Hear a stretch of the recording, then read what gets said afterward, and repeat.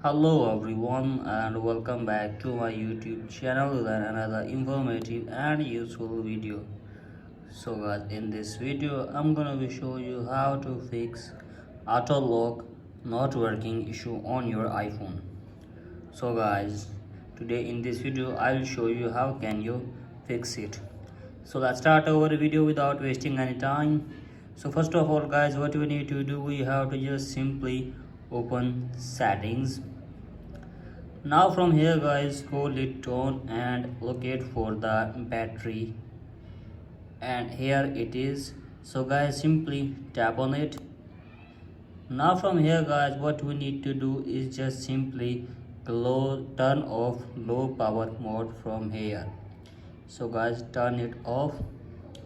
Now from here guys, simply go back and again open display and brightness, and after that here you can see the auto lock is working from here. So guys, in this way you can easily fix your problem.